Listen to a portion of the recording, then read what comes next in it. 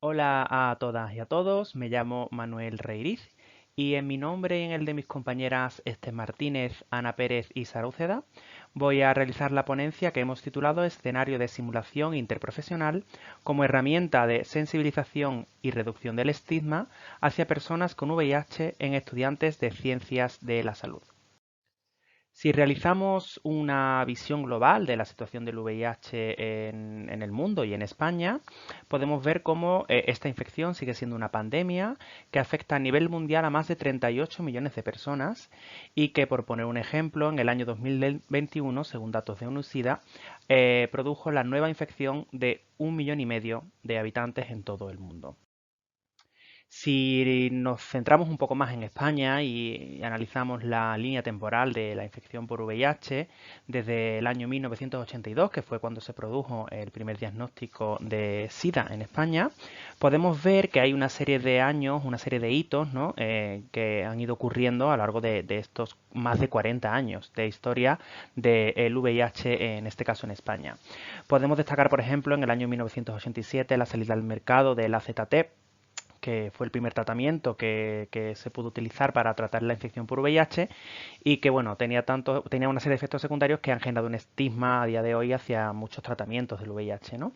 En los años 90 murieron personajes públicos muy conocidos, lo que incrementó el miedo de la sociedad a este virus. Y por suerte ya en el año 95-96 aparecieron los primeros tratamientos eficaces, esa combinación de cócteles de tratamientos que permitieron transformar la infección por VIH en lo que es a día de hoy, que es una infección crónica no mortal, sobre todo si se diagnostica pronto. También podemos destacar en el año 2012 la curación del paciente de Berlín, que fue sin duda un hito que revolucionó o que fue al menos muy sonado cuando ocurrió, que se produjo, como seguramente saben, gracias a un trasplante de médula ósea. Y por último, podemos destacar también los avances en el campo de la prevención del VIH, los avances farmacológicos con la llegada entre el año 2007 y 2019 de la profilaxis preexposición y posexposición, que permite proteger de la infección a grupos de riesgo.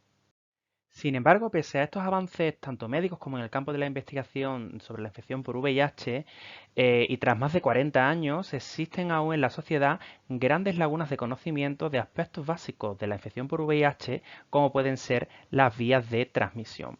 Así, por poner un ejemplo, y gracias a la encuesta realizada tanto en el año 2008 como 2022 por Fuster, podemos ver cómo en España más del 37% de los encuestados considera probable la infección por VIH por compartir un vaso de agua con una persona portadora del virus.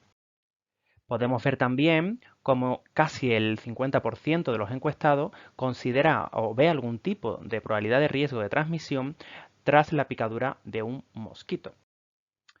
Todo este desconocimiento sobre las vías de transmisión genera un estigma asociado a esta infección que acaba produciendo discriminación de las personas que viven con VIH.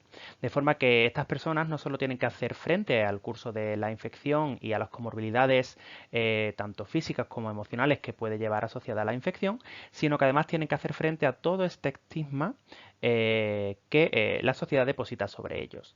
Por poner un ejemplo de nuevo en España, podemos ver que más del 35% de los encuestados sentiría algún tipo de incomodidad si su hijo o hija acudiese a un centro donde otro estudiante es portador del VIH. Mientras que aproximadamente el 19,3% de los encuestados sentiría incomodidad si supiese o si conviviese con un compañero de trabajo que es portador del virus. Este estigma tiene, científicamente hablando, un impacto negativo sobre aspectos muy básicos para el manejo de la infección por VIH, como puede ser la adherencia al tratamiento o la realización de cribados, siendo por tanto una auténtica barrera en la lucha frente a la infección por VIH. Estas actitudes negativas hacia las personas que viven con VIH son especialmente gravosas cuando ocurren dentro del mundo sanitario, debido al alcance e impacto que puede tener en la experiencia de la propia persona. Así, dentro del mundo sanitario podemos distinguir dos tipos de estigma, el estigma instrumental y el estigma actitudinal. Dentro del estigma instrumental podemos ver situaciones a las que tienen que enfrentarse las personas que viven con VIH cuando acuden a un centro sanitario, como puede ser la denegación de la atención, problemas de confidencialidad con su propio seroestatus, por ejemplo, hacia los familiares, la realización de cribados sin el consentimiento del paciente, el uso excesivo de medidas de protección e incluso a veces el uso exclusivo de algunas medidas, es decir, la utilización de medidas solo cuando atendemos a personas con VIH y que no utilizaríamos ante otra persona que sabemos o no nos consta que tenga la infección.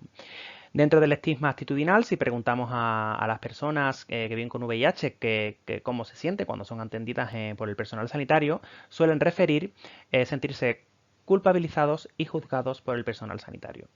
Es importante también destacar que muchas veces estas situaciones son sutiles o son eventos aislados que ocurren en la atención a las personas que viven con VIH.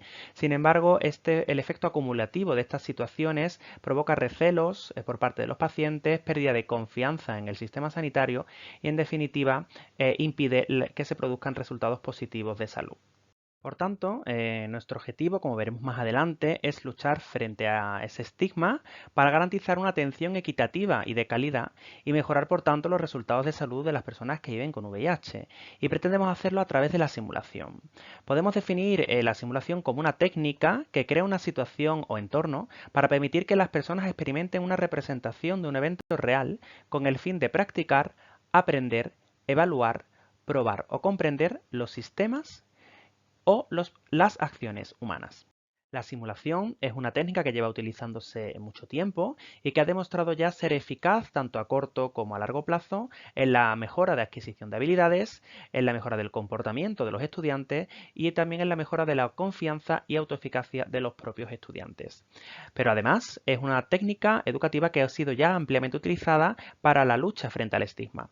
Así, se ha utilizado muy recientemente para luchar frente al estigma asociado a las personas que viven con VIH, también para reducir el estigma en la atención a personas que tienen algún problema con su salud mental, sobre todo en la esquizofrenia, también para reducir el estigma en la atención a personas que sufren algún tipo de discapacidad y en la atención a personas que forman parte del colectivo LGTBQ+, y especialmente en la atención a las personas transexuales. ¿Y qué nos ofrece la simulación? Bueno, pues nos permite recrear contextos y situaciones de la realidad profesional para entender el desempeño del rol en un entorno controlado, seguro y reproducible. Permite también acortar la curva de aprendizaje y trasladar los conocimientos aprendidos a la práctica real. Y permite también trabajar la interacción de conocimientos, habilidades y los propios factores humanos.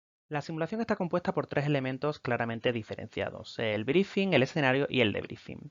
El briefing consiste en generar un contenedor seguro, es decir, un espacio libre de juicio, en el que todos los participantes asumen los principios de realidad y ficción y realmente consiste en facilitar a los estudiantes la información clave que necesitan para afrontar el escenario. El escenario realmente consiste en recrear la situación que nos interesa. Tiene que ser lo más realista posible y suele contar con personas estandarizadas, es decir, con actores que representan algún papel. En nuestro caso, por ejemplo, contaremos con un actor que asumirá el rol de una persona que vive con VIH. Y por último, tenemos la fase del debriefing, que es la fase en la que realmente se construye el conocimiento. El estudiante, guiado por el instructor, va a reflexionar sobre las acciones y va a construir el conocimiento. Se va a generar además un marco de pensamiento compartido en el que el error es un aliado para nosotros. Es imprescindible que ocurra ese error para que podamos aprender. Y permite, por tanto, revisar la experiencia y aprender de lo ocurrido, invitando al análisis y a la reflexión.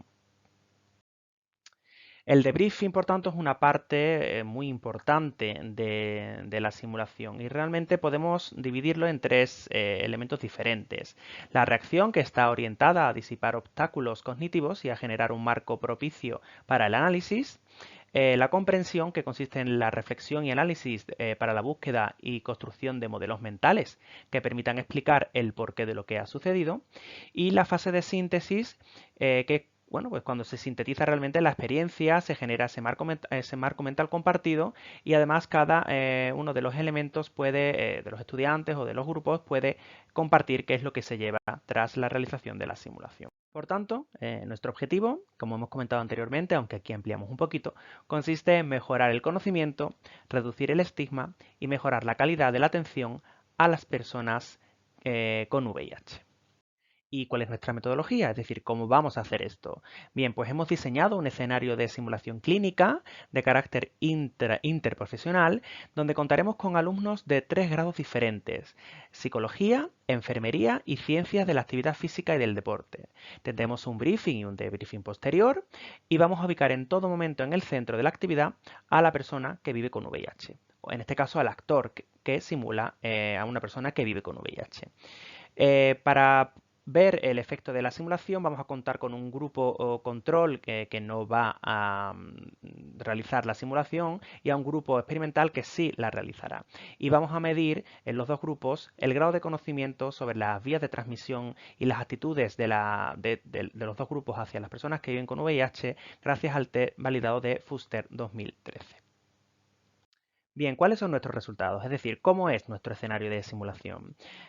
Pues nuestro escenario va a recrear un aula de educación física en la que encontraremos pues, el material típico: balones, un cajón pliométrico, es decir, distintos elementos típicos de una clase de educación física. Como hemos dicho anteriormente, es muy importante que el escenario sea lo más realista posible. Y para nuestra simulación es imprescindible que exista además un teléfono y un botiquín en el escenario.